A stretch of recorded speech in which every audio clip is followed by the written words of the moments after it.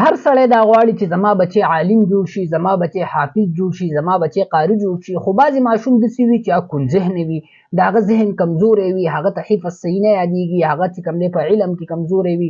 نننۍ ویډیو خاص کر د هغې حافظانو دپاره ده چې هغوی ته سبق صحیح نه یادېږي، د هغې والدینو دپاره ده چې هغوی د دې شکایت کوي چې یاره جي زما بچي ته سبق نه یادېږي، د حفظ سبق ورته نه یادېږي، د سکول ورته نه یادېږي، یا په علم کې کمزور دی، د کتابونه ورته نه یادېږي.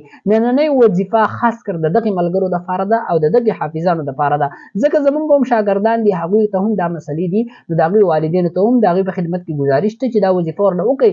انشاءالله الله رب العالمین به د دوی ذهن کولاو کړي او الله رب العالمین به د دوی نه حافظ او قاری جوړ کړي.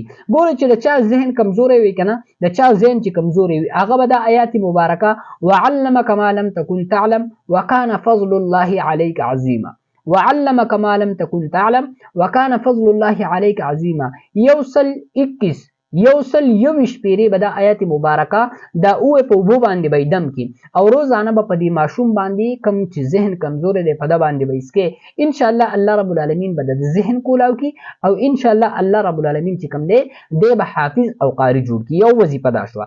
دویمه وظیفه دغه کم کس دپاره چې ته دا وظیفه کې د هغه دپاره به دا کې چې هغه ته به ووایې چې 11 ځله به دا لاس د هر مانځه نه وروستو لاس په سر باندې کېږدي یا قویو یا قویو یا قویو یا قویو، دا به 11 پیرې ووایې. انشاءالله د هر مانځه نه وروستو به دا عمل هم کې. الله رب العالمین به د دې ماشوم نه هغه کون ذهني ختمه کړي، الله رب العالمین به د ذهن کولاو کړي او الله رب العالمین به د نه حافظ او عالم جوړ کړي. دا ډېره زیاته مجرب ده، علما کرامو چې کوم دی هغه باقاعده کتابونو کې لیکلې ده.